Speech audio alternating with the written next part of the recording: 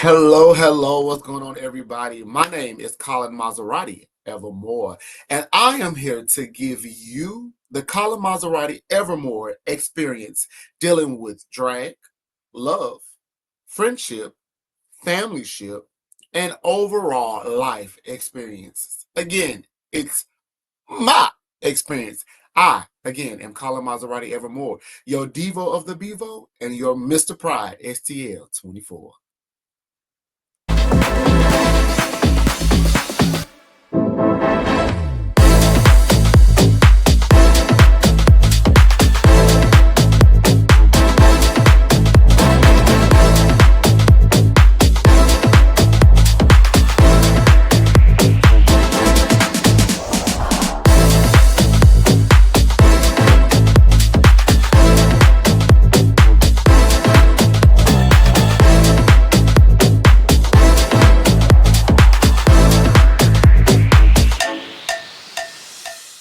All right, all right, all right. Welcome, welcome, welcome. Again, my name is Collin Mazzaratie-Evermore, and this is the Collin Mazzaratie-Evermore Experience Show, where I'm going to give you my experience on love, family, drag, community, and overall life experiences, honey. And again, disclaimer, this is my experience. Along the way, I will have special guests come in, whether they're family, whether they're friends, whether they're strangers, whether there's other entertainers come in, also give you their experience. But for the first episode, I'm going to, give you a little backstory on how Collin Mazzaratie-Evermore was created, and then give you my little bit of experience and opinion on how those things working out for me. Listen, child. This just a real quick disclaimer. I am not a advertising as an advertiser for Disney. I do like Nightmare Before Christmas though. Jack is my shit. Is my shit. Can I say that on live? Can I? I can't. Okay, it's my shit. Or whatnot. As you guys see, also, I am also the Divo of the Bevo, the little Bevo, which is on Morgan Ford, which is owned by the fabulous Nick and Derek, who are also my pops. And then also, I am your Mr. Pride STL 24, honey. And I'm going to give you that story, child, because that experience. Listen, that's a whole episode by itself. But let me give you a backstory. Let me give you a backstory on how Collin Mazzaratie-Evermore was created. I've been out watching drag since I was 17 years old. I started off going to the complex. Well, no. I started off going to the G spot on the east side, and then found out about the complex. And over time, when you're out, you get to develop friendships with different people, and some of those friendships grow into actual family. And one of mine grew into actual family. My first ever drag queen that I ever saw perform was the lovely Diana Pepsi. Phenomenal. I'm like, who is this individual and what they got on and what they doing? And I was like, oh shit. We have that here in St. Louis. I've only seen it on, like, I think it was Courage Folk at the time. I was watching Courage Folk. Yes, I was 16, 17 watching Courage Folk. Okay. Get over it. Um, and I was like, I didn't know we had, that here in St. Louis. And so then started gravitating towards the Grove as I got older, going to Attitudes Bar and Grill, Rehab Bar and Grill, Novats. Oh my God. Like, them were the three hottest bars and clubs to go to see a drag show other than the complex. And then when the complex closed, everybody went on ahead and gravitated towards the Grove, honey, here in St. Louis. And it was freaking phenomenal. Um, and so you develop friendships. You develop a family here in the LGBTQI plus community. And that's what I did. I started developing a family. And so I started with I saw this one individual. Let me take it back. I started seeing individuals perform, such as Tassandra Crust, Chastity Valentino, Krista Versace, Alexis Principal, Oh my God, Ming Lee. I started seeing those individuals performing. Jade St. Clair, uh, Janessa Hyland. Oh my God, there's so many of them that I saw as I was starting to like grasp my way into the LGBTQ plus I community. Um, Vanessa Rose, like it was just like so freaking Akasha Royale, which is a spicy one. That individual been spicy since I met them. Um, but then I saw this one individual on stage and damn near lost my mind. And her name is Essence Mazzaratie, the tall glass and glamour, honey. When she first came out on that Attitudes nightclub stage, I was like, who is this individual? Like, oh my God. Um, and I then started to follow her. And when I saw that she was performing, I would make sure that I was at that bar. And it wasn't an obsession or it wasn't like, oh my God, I want to date her kind of thing. It was like, it was something about her presence that captured me. So in the LGBTQ plus family or community, you have families, that you can be a part of. Some families you have to be brought into, some families you are welcomed into. And so I told Essence, I said, hey, I was like, I've been watching you for a while now. And I was like, as me being a newly gay individual in this scene, I really would love it if you could be my parent in the community. And this question was asked to her at Attitudes nightclub over in that little VIP section bar over on the other side of the stage, For you all that been to Attitude, you guys know what I'm talking about. Like, baby, listen, I miss Attitudes nightclub. And so she told me to give her 3 reasons why I feel that she would be a best fit to be my mother in the gay scene. And so the following week, she performed again at Attitudes nightclub, and I went to her and I gave her those 3 reasons. And in that moment, she said, "Okay, great, I'll accept that." Now, Essence has, I want to say, I have 4 other brothers, so I'm the 5th one. And she only wanted boys until recently. Now we have a sister that's part of our clan now, which is exciting. But at that time, she only wanted boys. And she was not going for just any boys. Like, it was something about you that had to catch her attention. And I was just excited that it was something about me that caught her attention.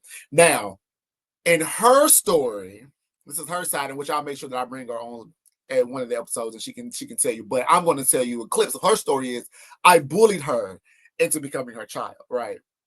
Now, anybody in the gay scene knows you cannot bully a Maserati, okay? Especially if you are a grandchild of the legendary Pepple Maserati. You cannot, Pepples Maserati, you cannot be bullied into being a parent. Like, no, that doesn't happen that way. What you mean?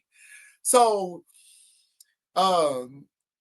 she took me under her wing. The only thing that she requested is that really none of her children be entertainers, as far as drag queens, drag kings, male leads, anything like that. She wanted us to stay clear of it. Because it's definitely a cutthroat experience. If you're new coming in and your skin is not tough, it can definitely weigh you down. And so, me being me and me being the the uh adventurous child, I then had this group of brothers then. Were 3 of the brothers, and we were all friends at first, and then we became brothers. We made our own little brother group or whatnot. We started hanging out and doing things. We started taking trips, like going to New Orleans. We started doing like brother luncheons and dates and things like that. Well, 2 out of the 4 of us were already entertainers, and they were already having their foot set in the performance world. One of them, he was Mr. Pride 2016. And he's also was and still is to this day, is a theater kid. He do stage designing for certain theaters and companies, and he was an entertainer. Then you had the other brother who was also entertainer, who moved her from out of town, and he became Mr. Star City, and just like performing all over the place. And that is my brother Noah Mazzaratie still. Now, I'm not going to say the other two brothers' name because I don't have their consent to do so. And later on, if things change and we all can sit down as a group and talk about our experiences, then that'll be great. But I can, the only name I'm going to give is Noah Mazzaratie still. Now you can go back and look at the log, the registries, and see who Mr. Pride 17 was. Noah was 16 was. Noah was Mr. Pride 2017. And then our other brother at that time, he became Mr. Pride 2018. Well, I was the only brother and friend that was not performing, that didn't have a title. And so we was like, it's only fitting to close our brotherhood up with making sure that the final brother become Mr. Pride 2019. Okay. And I was like, ooh, my mama's gonna be mad because she said she didn't want no kids as entertainers, And I was like, ooh, wait. I was like, wait a minute. My mom said no. Okay. But me being the dreamer that I am, me being the adventurous child that I am, I went to my brother Noah and I said, hey, I want to go ahead and start performing. And I actually want to run for the Pride pageant. He said, are you sure this is what you want to do? Because, it can get real tough in your. I'm like, yeah, I think I've been out enough to see it. So he said, how about this? How about on my show at Gray Fox, you come out and you do a duet with me to get your feet wet and see how it is on stage. Perfect. So I had my very first performance on stage at the Gray Fox with my brother Noah Mazzaratie still, right? I had no clothes. Like what was I wearing? I had on this suit jacket, y'all. This suit jacket, I think it had like the fur on it, had my little fedora, had my little glasses, and did this duet with Noah. Now, before we had to do it, Noah was like, I need you to come up with a name. Like, what's your stage name going to be? I'm like, I don't know. So I had to think about that, right? So outside of the LGBTQI plus community, I am a writer, director, and actor. I have my own stage production called King CJ Productions. And one of my characters' name, which is my favorite character, and which is my favorite name, if I ever have a son, well, that's one of my favorite names. If I ever have a son, his name would either become Collin and or Klaus, Niklaus. Now, my family ain't too keen on the Niklaus part, but if you watch the originals of Vampire Diaries, you understand why I like that name. So I was like, okay, you know what? I'm going to do Collin. And then I'm going to add my mother's last name, Mazzaratie. Now, again, in our community, you technically supposed to go to your mother or father, whoever, and they supposed to give you the last name, right? Now, I did go around the brick wall and went on ahead and just came out as Collin Mazzaratie. And I got on stage and my mother was there. And she was like, Collin, who? Collin, what? And she sat there and I performed in front of her.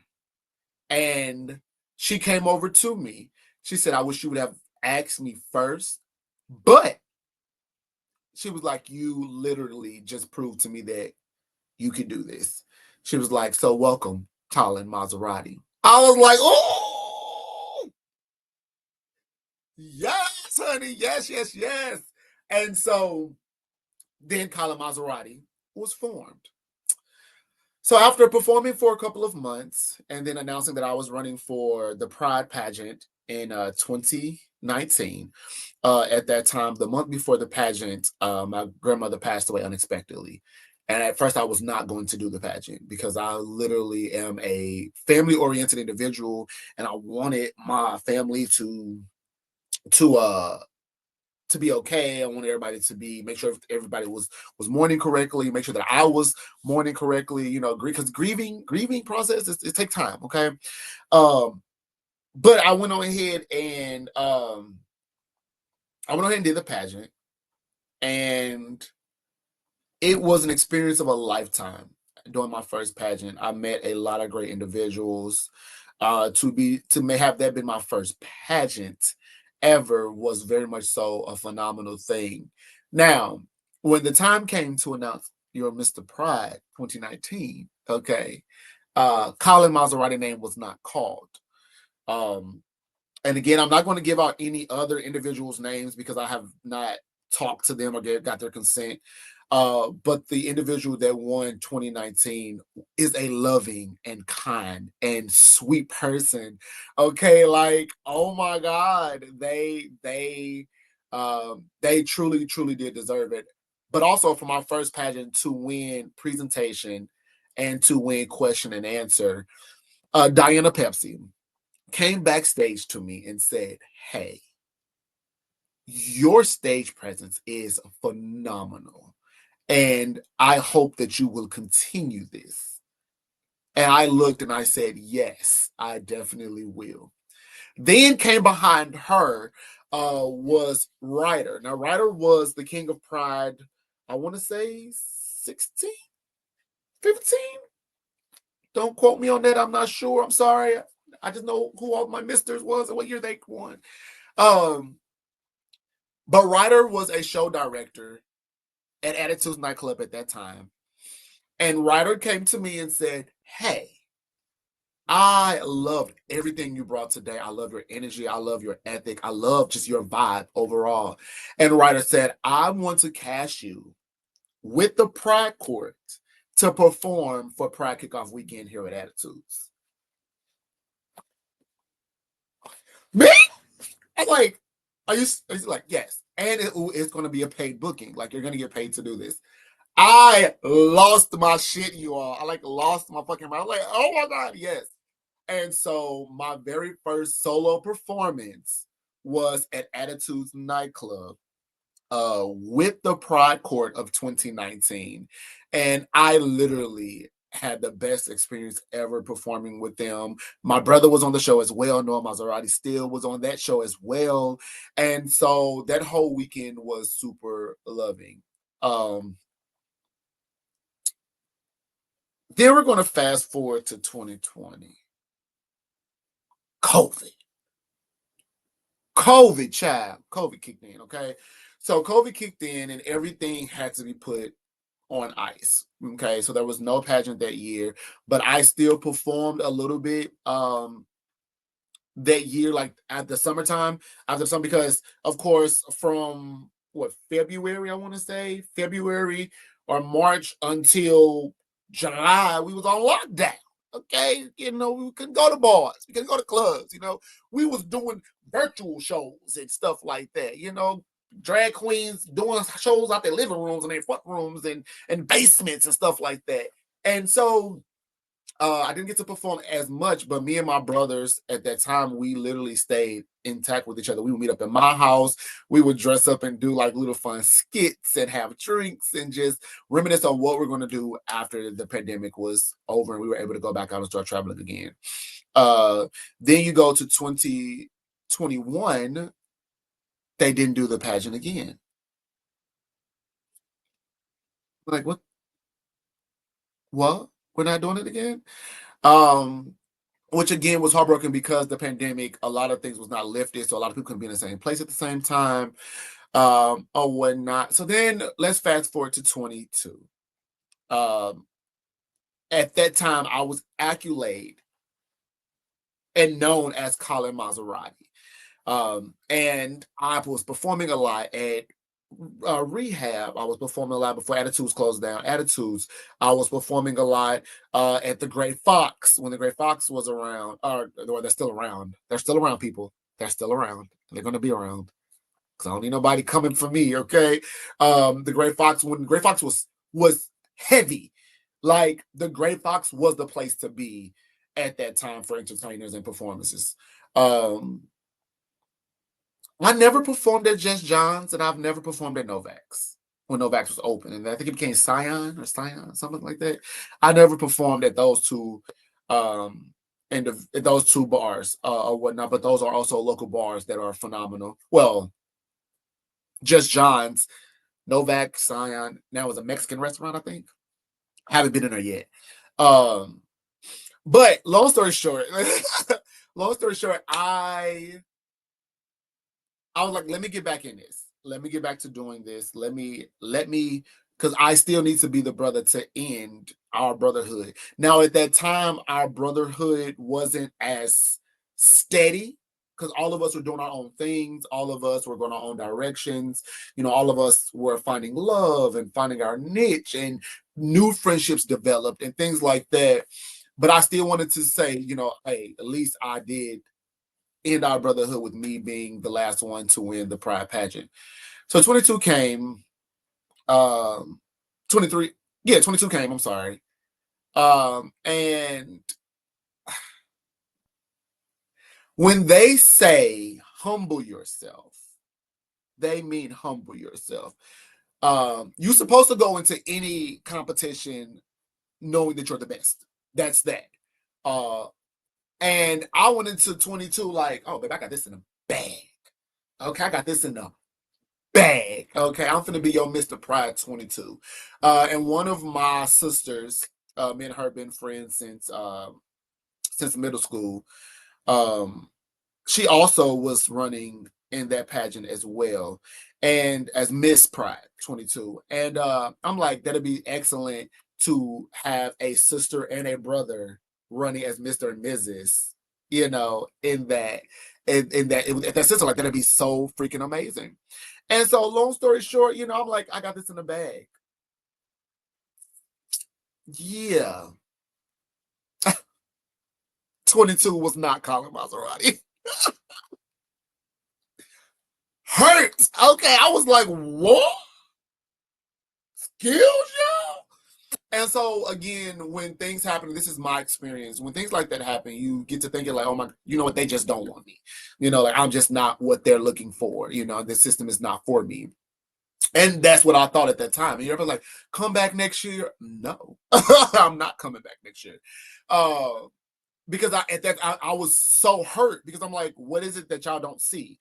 I'm like, the individual that won, don't get me wrong, fashion wise was phenomenal, was great. But like I'm an entertainer. I am literally in the community every day, every weekend, advertising, but my package, what I delivered that day was not something the judges saw fit ready. And I had to accept that. And so I literally took a year off from competing in any pageants. I still performed and performed my behind off. Okay. It's funny when some people win titles and they just fall off. They don't go out and perform. They don't go out and advocate. They don't go out and support. Even though I did not win Pride 22, I still was out consistently supporting the bar, supporting my fellow friends, supporting even supporting Pride at that time. I was out still, supporting them, even though I was like, can't y'all overlooked me for the second time, So I took the year off. Everybody was like, come back and do it in 23. I was like, no, I'm going to take the year off and I'm going to reevaluate Collin Mazzaratie. And that's what I did. I took the time off. I reevaluated myself, but I also still made sure I performed and still made sure that I stayed visible. And so then when 24 came, it was February of 24. I will never forget it. My brother, Noah Mazzaratie still, came to me and said, this is your year. This is your year. I think you should run. And I still was a little heartbroken from before. And I was like, I don't think that system is for me. I just don't believe it. I just don't think that Pride STL is the system for me. I was like, I don't want to go a third time and get my feelings hurt. Well, as him and I was having that conversation in Rehab Bar and Grill, the one, the only, Miss Tassandra Crush, who was Queen of Pride 2017, came to me and was like, hey, Collin, listen, I had to run for Queen of Pride 3 times to win. She was like, and I need for you to put on your big boy drawers and show them that you are Mr. Pride, that you are Pride. Like, you always out supporting everybody. You're always out being loving. Listen to your brother and run. So I told Noah, if I'm going to run, then you and I need to be sure that we do it. He's like, well, I can't really touch you or help you, but I can give you a little bit of advice. Didn't understand what he meant by that statement, because now I'm mad. Okay, I was like, what you mean you can't help me? What do you? He was like, this is your pageant. It's something you have to do. We'll go forward. He was like, just let me know. And so I went to him and gave him the idea of what I wanted to do. And I wanted, Barbie was the it thing at that time. And I said, oh my God. I called him up. I was in my car and I called him. I said, hey, I want to do the Collin Mazzaratie Pride Edition doll 24. Like, I want to be the Pride Edition doll for 24. I was like, I already got the Ken box. I said, all I gotta do is just add some pride colors to it. I said, and I'll talk to Christian Giovanni Steele, who's a fantastic photographer, videographer. He is just overall poster maker, flyer maker, like DJ. He's phenomenal. And at that time, he's Noah Mazzaratie Steele's son, but then my brother. Again, a whole nother episode. Because I only got 4 minutes left. Okay. And so no, I was like, okay. He was like, well, just drop it off to me and I'll make the box for you. Perfect. He said, but that's all I can do.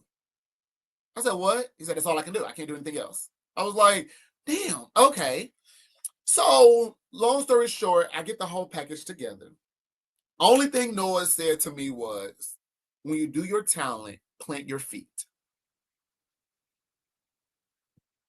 I said, okay. He said, no extras, no, just plant your feet and do your talent. Got you. So we did the theme of the year for 24 for me, for the Pride pageant, was Collin Mazzaratie Pride Edition doll. That was it. Got there, did the presentation. Everybody loved it, okay? Came out and did my talent. And so the night before, I had my final vocal rehearsal. So I love to sing. I don't love to sing professionally, but I love to sing.